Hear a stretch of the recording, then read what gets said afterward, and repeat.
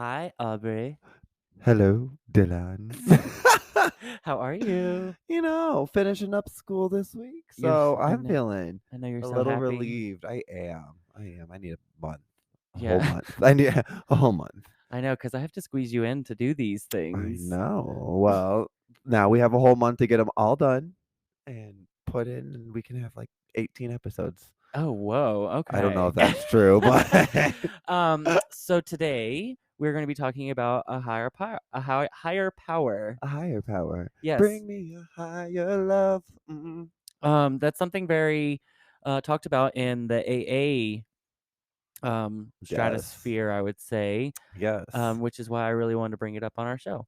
I love that. Interesting because Yeah. I've Go ahead. I've always struggled with the higher power part of the AA program for me. That was always one of the most difficult things for me to grasp slash like really I understood it, but like to kind of like make a connection with what they were really trying to say behind it, I think was really a struggle for me because a higher power to me is like a control or this thing that is out of my control that they can like intervene, and that was Yeah. always hard for me to like view because I was like, how are they going to intervene in my life? Like that doesn't make any sense. Yeah. I think the premise of it is to like have something you can surrender all of your, woes and negative things to so you don't have to carry it per se. Yeah. I think a lot of God has to do with internal intention. Mm. And I think getting sober myself, I never really like thought I was seeking a higher power until I really think back and I'm like, "Oh, okay. There were times that I definitely was praying in a sense, Hmm. when I was begging of the universe whatever I was, needing or wanting or, and You spoke the words out there, and yeah, that was your way of saying like, help me, yeah. whatever. So I get it. I get the aspect of having a higher power kind of takes off some of the stress on yourself to, bring your sobriety to fruition when you're in that dark space of being Mm. drunk all the time. Mm. I was always I would always pray like, "Why do I do this to myself every day?" "Why am I blah blah blah, like help me, like why can't I just stop feeling this way?" And then finally I get answers in the form of it's your drinking that's doing all this to you. It's the reason you're the way you're acting and it's cuz you're hungover every morning, it's cuz you feel like shit every morning. It's like it's starting your day off on a bad foot every day and you Yeah. just bring all that out and that's, I don't know. I see where it could be comforting to say, okay, figure of whatever in my head or feeling, you're going to take all this stress off of me and you're going to hold it. And you're going to take all these bad memories I have and you're going to hold it. And it must be so comforting. Mm. Call it what you want, call it God, call it whatever, and say, God, take all of this. And, so I don't have to hold it and carry it around. That's all your intention of what you're doing is you're just unloading something onto a higher power, Mm. and asking for guidance and seeking help through them. Um, Kind of sounds like a meditative process in a way as well.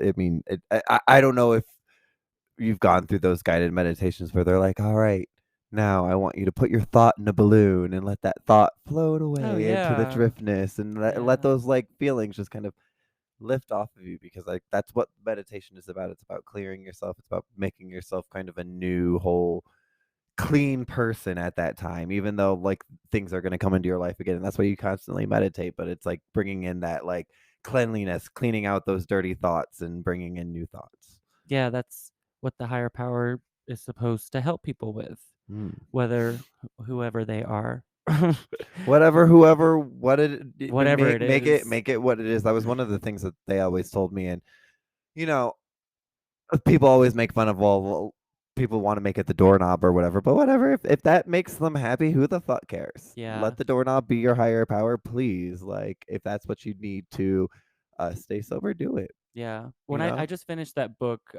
were talking about it last time, from Doreen Virtue, between death and life, And it said in one of the chapters that God is not a he or she, God is not a gender, God is but a being, a source of energy, a source of light, love, and healing. And that kind of spoke to me, kind of comforted me because I always thought of God being, a figure of a man or a woman, whatever they are, a figure of a human, you know, but God isn't like that Mm. in my head. And in other people's as well, but it's more of a just a source, a feeling, and it's a guidance. And when you're doing right and when you're doing wrong because there is no such thing as good and bad. It's all intention. Because who's to say, I mean, good and bad is all perspective. I could say you could say, "Hey, Dylan, I bought all these poor kids notebooks for Christmas from Amazon and I did really good." And I could turn and say, "No, you did really bad because you purchased all those books from Amazon and Amazon does this, this, and this." You know what I mean? Like good and bad. We both are on the spectrum thinking we did something Mhm. good or bad. Everything is a spectrum for people, and It's all intention. people wanna think that their morality is more right than someone else's morality, and it's a human problem. We love to think that we are more right or better than, people. It's a natural thing for us to wanna do, and I should not maybe characterize everyone in that light, but I get it. Like, we wanna be right, but we really aren't. We are just trying to figure out life at that specific moment, and we can make decisions later on learning that, okay, maybe that wasn't a great choice. Yeah, because how many times in your life have you done something and say like, "I'm doing something good," or "This isn't a bad thing," and then years down the road, you look back and say, "Wow, that was bad." Now that I Mhm. think about it, I like, used to think drinking was great. yeah, I thought it was an okay, like, great thing to, a have, loosen great thing to yap. do. I thought it was great for society. Let people drink because you know what? But no, it's really not. It's really kind of destructive in my opinion. Yeah. Right now, I think it's a very destructive source in our society, and I think alcohol and alcoholism is something that we do not take into consideration. It's too modernized, and especially working as a bartender and stuff like that, Mhm. still, doing it, and I have to totally take myself out of it when I'm doing that and just say, "Okay, this is just how you make your money. That's Mhm. all it is. This is not who it does not define me." Does But I still hear the conversations of people, and I especially noted it yesterday. I was listening to this woman, we were bantering back and forth because she had a long layover and she was at the bar and Mhm. she was talking. She clearly did not have a drinking problem. This woman had so much time, and in between each drink, I timed it out. She only had 4 drinks in like 5 hours because in between each drink, she would have a water. She had a Diet Coke. She had a Virgin Bloody Mary at one point. She ate food. She ate a couple appetizers in between. Um, How much did but this girl spend? I but love this. but but but Sorry. but but but towards the end, she made a comment, because I had to throw away a beer that was a dead beer that I put in the server well, and she was like, "Oh, that's alcohol abuse," and I was like, "Oh, yeah, ha, ha, ha, ha, ha, ha." But I was thinking like, "Oh, wow, this woman clearly doesn't have a problem, but she's normalizing that idea that, like, everyone has a problem with drinking by making that comment." Mm. Do you know what I mean? Mhm. But clearly, as I was her bartender and the one taking care of her, I could clearly see she did not have a drinking problem. And Mm. well, I shouldn't judge her like that, Right? but she did not have the characteristics. Of someone who is an alcoholic. Yeah. I get that. Her I husband was ordering multiple beers, but she paced herself in a lovely fashion that you only see in those type B Well, and drinkers. it's funny that you kind of bring that up, even like someone who might not be an alcoholic still saying like, "Hey, don't throw that out." But yet we look at food and we don't finish our food, and we don't judge someone for not finishing their food and throwing that away. Yeah, Yeah. I kind of think that's a little bit more important thing to Yeah. consider tossing out. Yeah, a bitch gotta eat. A bitch gotta eat. A bitch don't need to be drinking. I think it's funny that is where our society is at though, is that we look at drinks as a more important factor to conserve and not toss out as opposed to our food. Oh, yeah, and especially because, like, the bar I'm working at now accepts, like, these vouchers that give them money, for having a certain card or whatever, and everyone will use that money towards liquor sales because it's allowed, and usually Mhm. you can't use like free money towards liquor, and people love that. They will come in and just get free drinks and that's it, and that Mm. prioritize drinking over having a meal before a flight or something like that, or getting snacks. They can use it towards that. It's just interesting that we've come to this level, and we're so normalized with the most destructive drug of all. How did we get here? God, apparently. Yeah, well, you know, it's it's sad to see, but I guess that is I wouldn't say I guess like oh, I don't know where I'm going with this. I do pray. Do you pray? No. I guess yes and no. If you really break it down, yeah, everything's a prayer and everything that you say is a prayer. Um, I believe prayer has intention and I believe prayer has a specific thing that you really are seeking for. But I mean, when we speak, I guess we are literally doing that. We are speaking into existence what we want. Yeah, but I would say a prayer has more of a intention for seeking wisdom or something, or seeking help through Mm, yourself. So in that mm, sense, do you pray? no, not Interesting. really. I just kind of, I mean, yeah, I don't know. I used to pray for the longest time because I was born and raised into that Christian mindset where you pray about everything. And I think um as I grew out of that religion of organized religion, I rebelled against that whole idea, and I didn't pray for a long time. And then one day I kinda just said, I just went back to it, but I didn't s I always used to phrase my prayers in different ways. I would always say, "And in Jesus' name I pray, amen." So I nixed Got that rid of part. I that. got rid of that part. Um, I used to always start with, like, I "Dear forget I God." said that I too. would always start with, like, yeah, see, yeah, and I would always start with, like, "Dear God in heaven, please blah, blah, blah, blah." I got rid of that part and, just kind of made it more of what's comfortable with me now.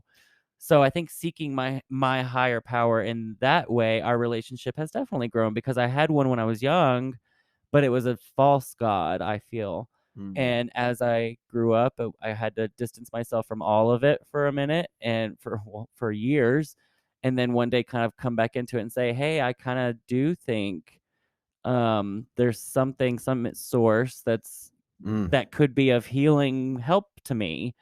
Um, so I just started talking to them again, and I noticed things would change, and I could get synchronicities and realize and notice those things in real time.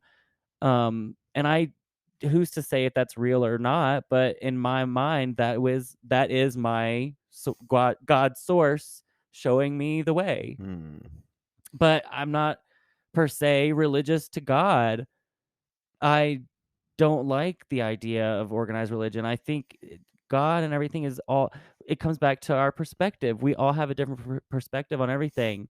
So God should be different to everyone's perspective. Therefore, how could we all speak of the same mm. God? No, and for me, I guess my time or my thought of introspection is kind of just between me and my thoughts. I don't really pray to anything else. I kind of try to reason myself out of a lot of things and kind of talk it through in my head, which really sucks a lot of the time, but I feel like it does help me personally. And that's how I grow is like thinking about what I'm thinking about and also like what the implications are of that and how I can change, this aspect of my life and this aspect and what those different avenues are. I feel Mhm. like I'm constantly analyzing that, and maybe that's my source of prayer is just like analyzation of my life. Interesting. Can you decipher between the two voices in your head, like your Oh yeah. internal voice versus your guiding voice? Yeah, yeah, yeah. I always know what like there's always this one voice that's like deep down inside, like, hey, like this sounds good, this feels good, but then there's always this other voice that I'm like, it's like, no, like, hey, listen, this is it's soft, it's sweet and soft, it's Yeah. there, but it's never loud. If I that if was is that weird? No, I still do have a hard time deciphering between the 2 voices in my head, but I do notice it helps whenever I can hear if it's saying, "I feel this way," or "You shouldn't be doing this," and then I hear the "I" versus the "you," and then I kinda can get a grasp on which voice is which. Because Mm. they do sound so similar in my head, but I do notice one kinda comes from, like, back here, and we'll Mm. use those, like, "You know you shouldn't be doing that. You know that's not right. You know that we shouldn't be doing that." And the other whereas Mm. the other voice is, "I want that now, and I wanna do that right in this instant, and I will need that for now because that's gonna make me feel good." You know what I mean? I never like, I guess I've never heard the differences of the I's and the you, but, like, thinking about it, yeah, I Yeah. do hear the, like, that I, like, this I should be doing this right now. I it's like, "No, you should be doing this right now." Yeah, I think that's where our, like where our body's source is The talking to ego us, versus connecting to us. Yes. it's the ego versus the unconscious mind, Sure, yeah. That makes a lot of sense. I think. Is I that don't know. anyone out there that might know psychology, please No, correct that me. makes total sense though, like, there's a there's 2 things going on up in here. Well, the unconscious mind is the I. The unconscious mind is Mhm. like this is the wants and the needs and the all of this, while like or maybe no, excuse me. I think the ego is that, and the unconscious mind is the yous and the like you shouldn't do that, or like Yeah. these are the guiding thoughts. What your internal perspective of right and wrong is. Yeah. It's the yeah, it's the thing that biasly like knows you, that's you who you are inside. That's the true you, the unconscious It's the mind. ve it's the source driving the vehicle, Yeah. which is this Yeah. body. Hmm. I have to And tell myself that sometimes. I'm like, "Dylan, you're okay. You're okay, Dylan. We need to take care of Dylan's body right all the now." time the you're okays. I say that to Yeah. myself. You're okay. You're You're okay. okay. Like, everything's okay. I'm like, "Dylan, you need to go sit down. You need to drink water. Relax. Everything's okay." Mhm. And you can pause and take a moment, and that pause can be as long or as short as you need, but you're allowed to pause and just do nothing for a moment. It's so true though. In all honesty, if you feel like not doing shit, don't do it. I do it at work if because if you're at, like it's really helpful in the service industry because you have a micros or a POS system. And if you're at that system, usually no one's gonna talk to you and no do and mess with you. Usually. Usually. But it's helpful to me if I'm at work and I'm getting swamped and I'm just bombarded, I'll just stand there and look at the screen for a moment and just breathe because I know no one's gonna mess with me in that moment because they think I'm really busy doing something. They think because they're gonna give me that respect that I'm doing something, and I am doing something. I'm taking care of myself for a moment. Mhm. I'm just breathing because there's 10 people screaming orders at me, and I'm like, "No, I'm gonna allow myself a time to pause and take a moment for myself right now because Mhm. I don't need all these external stressors that the world is creating for me or I'm creating through the world for me because it's all my perspective once again. And I have to remind myself that because it gets so easy to fall into those low vibrational energies where you're "Arr," and you can just bark back and just explode. But it takes a little higher vibrational energy to pause and say, "No, no, no. I'm not gonna do that." And this you can even use that practice once you've already exploded. Mm. You have the power to say, "No, it's okay. Take a moment. We can get out of this moment. We don't have to feed that anger because anger feeds more anger. So if you can starve it right there, you're just gonna create a subconscious cycle that is better for yourself. Anger is a secondary emotion. So if you can figure Exactly. out where anger is stemming from, which is either it can come from fear, it can come from hurt, it can come from all of these other things, but anger is a secondary emotion. So you Yes. can stop it before you get angry. Yes. It sounds weird, and I feel like I know that like it's very, very difficult to do, Mhm. but you can do it. It is hard because especially in in our early sobriety and drinking days, we don't want to think that there could be anything better than this. And it's very disheartening in Well, that sense. and I think there's a good distinction of knowing the difference between anger and frustration. Yes, absolutely, very good I think point. we don't Mhm, necessarily keep those apart, mhm. and frustration is really something completely different from anger. Yes. And I think a lot of the time we are more frustrated than we are angry, but we use anger as that word that comes out. Yeah, I find vocalizing my emotions when I'm alone or even out in public helps a lot with stuff like that. If I'm starting to get frustrated, I'll say it like, "I'm getting annoyed. Mhm. I'm getting annoyed right now. Mhm. I need to figure this out or just calm down, take a moment. I need to Mhm. breathe." And It's helpful. What you need to do, it's like, what do you need to do at that moment to make sure you don't freak out on whatever it is, Mhm. whatever you're feeling. I have to do it every now and then where, like, there's, like, certain moments, like, where I have you ever had those times where it's like nothing's really bothering you, and then all of a sudden it's like someone's doing something and it just really gets Oh, at yeah. you, and you're like, it could just be like humming, and I you're w like, I why? was on the train yesterday. Listen to this. I was on the train yesterday, and it was an early train ride because I was supposed to get to the airport by, like, 7, and there was a guy a couple rows back from me clipping his nails on the Mm, train, and I like to sit right up on the conductor, so yeah, I'm, yeah, like, yeah. first cart, first seat. You're like me. Yeah, and all of a sudden, when we stopped at, like, the 40th and Colorado stop, the conductor opens the door and goes, "Hey, pal," and the guy doesn't look up, and he just goes, "Hey, are you clipping your fingernails on the train?" And the guy looks up and goes, yeah," and I'm sitting front row, so I'm just like, and I look up, and the conductor doesn't say a word, he just looks at him and goes, "Huh," and then closes the door, and we continue on. But I was like, "Oh, that guy feels that's he was so much more powerful with saying nothing and just looking at him and with the, 'huh,' than than anything." It's honestly, it's better than berating someone, saying something, because you're not necessarily throwing judgment at them. You're just Mhm. asking a question. If he would've berated him, I feel like he could have gotten angry and retaliated, but since he just kinda looked at him and did the, "Huh." Did he stop clipping his Oh, nails? yeah. Yeah, he was done. You know what's funny? I actually got off the train, went through security, and saw him again after security going to his gates. He was, what are they? The ramp agent or whatever they, Okay. because he was all dressed up and with the socks and So he everything. probably clips his nails all the time on that train. That's why I was like, "Ew," and, like, I couldn't help but, I couldn't help but, like, judge him based on that experience, like, when I saw him after security, I'm just like, "Ew, you dirty nail clipper." Like, Let me at you. "You nasty nail clipper.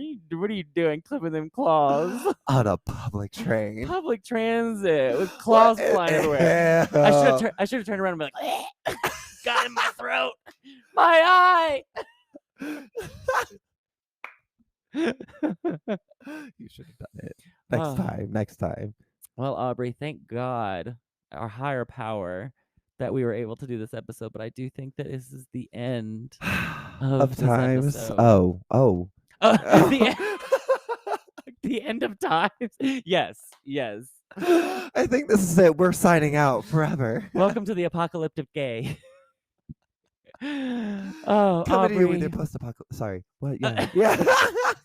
Aubrey, where can people find us online? I think they can find us at thesobergay.com. Yes, and where can they find us on Instagram? If they go to the Sober Gay Podcast. Ooh, love that. Click the Mm. follow Oh, yes. Follow, button. like, and subscribe. Ah, yes, and Where can they email us at? thesobergay@gmail.com. Also, Oh. you can support this podcast if you click the link in the description of this podcast.